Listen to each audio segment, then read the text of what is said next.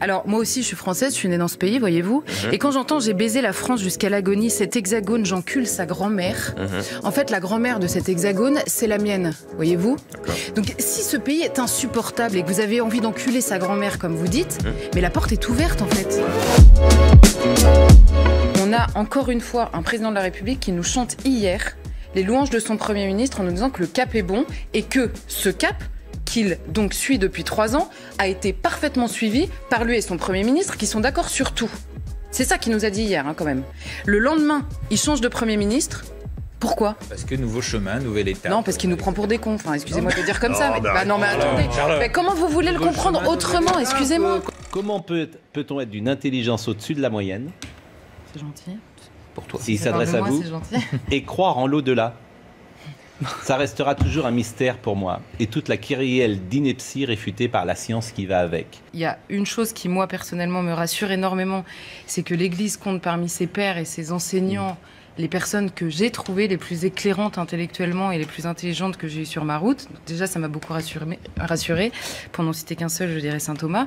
Et la deuxième chose, c'est qu'il y a quelque chose de l'ordre du don dans la foi et de la confiance absolue. Il y a une seule chose dans toute ma vie sur laquelle je n'ai jamais douté, c'est que j'avais la foi, quoi.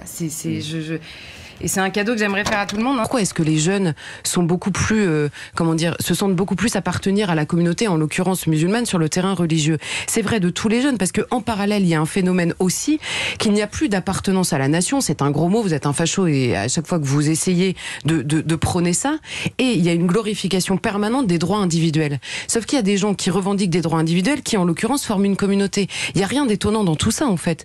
La question que doit se poser, encore une fois, que doivent se poser les autorités en France, c'est comment est-ce que comment on fait adhérer tous les gens qui sont aujourd'hui français à la France elle-même. Et là, pardon, mais il faut commencer peut-être par arrêter de taper sur la France. Ça, c'est la première chose. Et ensuite, par arrêter d'utiliser des mots qui n'ont rien à voir avec le sujet. Quand j'entends le ministre qui dit oui, c'est difficile de vivre ensemble. Ben là, on parle juste de vivre, en fait. Il y a des gamins aujourd'hui en France qui considèrent qu'on peut retirer la vie. On en est là, en fait. Donc, le début de l'éducation, de la morale la plus basique, doit se faire évidemment d'abord dans les familles. Mais l'État ne peut pas imposer aux familles ce qu'elles apprennent à leurs enfants. Et donc, à l'école, au minimum, ça doit être absolument impossible à négocier. Et je vous cite, vous parlez au présent et vous chantez ça il y a quelques années. Je rentre dans des crèches, je tue des bébés blancs, attrapez-les vite et pendez leurs parents. Et vous êtes sérieux? Qu'est-ce qui se passe dans votre tête, en fait? Alors, je vais vous expliquer comment j'arrive à écrire ces mots qui sont si durs. Ouais, j'aimerais bien savoir, ouais. Quand on a un vécu qui est le mien, quand on est dans un pays où on n'est pas forcément toujours accepté, toujours reconnu... Mais qui cherche la guerre, là, monsieur Conrad? C'est pas moi. Ah bon, non, mais attendez, vous voulez qu'on continue? Écartez-les pour passer le temps, divertir les enfants noirs de tout âge, petits et grands, fouettez-les fort, faites-le franchement, que ça pue la mort et que ça pisse le sang. C'est l'histoire du noir, madame. Qui cherche la guerre, là? Mais vous parlez au présent et là, vous voulez divertir des enfants noirs en pendant des blancs que vous mettez en scène par ailleurs dans votre clip. Maintenant, je me réveille, je suis française, je suis pas républicaine, de la même manière qu'un Iranien ou que, je sais pas, ou qu'un Chinois. Il y a des républiques qui sont populaires, d'autres qui sont islamiques. Il y a la République française. Mais le matin, je suis française. Quand je mange, j'accède à une gastronomie française, pas républicaine. Quand je parle français, pas républicain. Quand je m'habille à l'occidental, pas à la républicaine. Et ce mode de vie, il est français. C'est-à-dire que qu'on s'entende sur le cadre d'exercice d'une culture, très bien, mais ça n'est qu'un cadre. Quand elle dit dans l'inconscient collectif, l'homme blanc est responsable de tous les maux, elle a résumé évidemment l'intersectionnalité, qui est donc, qu'on pourrait qualifier de blague, sauf qu'en fait c'est une très très mauvaise blague, parce qu'on le voit d'abord, c'est extrêmement agressif, parfaitement totalitaire par son sectarisme permanent, et en plus ça finit parfois par être dangereux, parce que je disais tout à l'heure que quand le débat se réduit à poser des cibles de détestation sur la tête des gens, c'est déjà insupportable, d'abord parce que c'est injuste pour les personnes qui sont visées la plupart du temps. La deuxième chose, c'est que ça empêche le débat et donc ça empêche toute une société d'avancer. Mais quand en plus on arrive sur le terrain, et je vais citer celui qui est le plus récent, de celui d'islamophobie, là on risque carrément sa vie. Sur la question de la haine, en effet c'est toujours pris sous l'angle de la haine, parce qu'on imagine que quand on dit que quelque chose est différent et que nous avons envie de rester nous-mêmes, on trahi.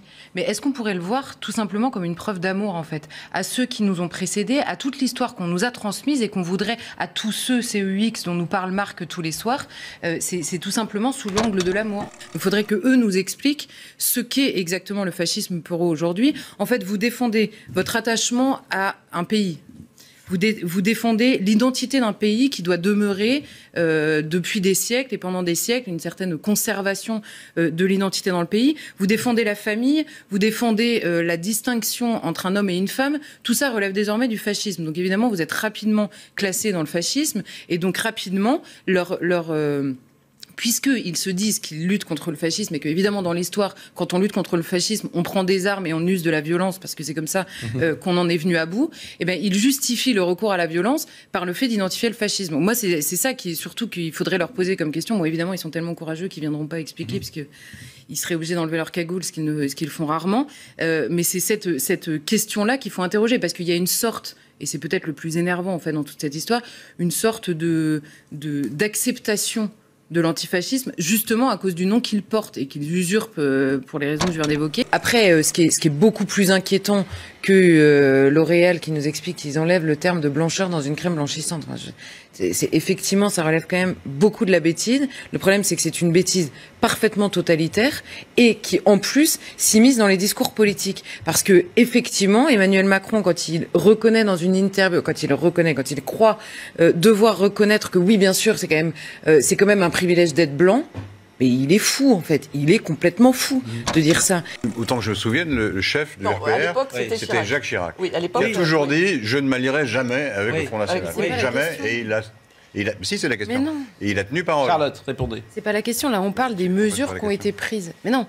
C'est vous qui amenez sur le terrain. Regardons les mesures qu'a prises Chirac. C'est vous qui faites un distinguo en disant Chirac ne s'est pas allié au Front National. Ouais. En l'occurrence, aujourd'hui... si on regarde le programme à l'époque du RPR, c'est plus à droite que ce que propose aujourd'hui le Front National. Donc l'alliance, les électeurs, ils sont passés de l'un à l'autre de manière très naturelle. Le vrai problème que pose Éric Zemmour aujourd'hui aux Républicains, c'est qu'on répète effectivement, et Éric Zemmour le fait en premier, qu'il est le RPR des années 90. Il cite aussi également énormément Nicolas Sarkozy dans sa campagne de 2006 et de 2012. Qu'est-ce qu'il est en train de dire dans le fond, Éric Zemmour? Qu'il pourrait demain être le candidat des promesses pour lesquelles les Français ont déjà voté depuis 30 ans. Les Français ont choisi le programme que pourrait mettre en place Éric Zemmour. Ils ont été trahis. C'est ça la vérité. Quand vous avez en 2007 Nicolas Sarkozy qui est élu et qui prend 10 points au Front National. 10 points. Il les repère instantanément en 2012. Pourquoi ?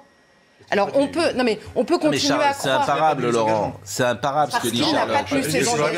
C'est imparable. Sauf à être de mauvaise foi, c'est imparable. Je peux répondre, si vous me permettez. Le programme, c'est une chose, et la politique qu'on mène, c'est une autre. Oui, c'est bien le problème. Oui, mais d'accord, on est d'accord là-dessus. Mais il se trouve que jusqu'à présent, les gens qui ont mené cette politique étaient souvent réélus. Mais non, ils ne sont pas réélus depuis 30 ans. 2005. Mais si, avec Sarkozy, il a gagné. Il a vachement été réélu. Lui, il n'a pas été réélu. Et Laurent, il avait gouverné avant.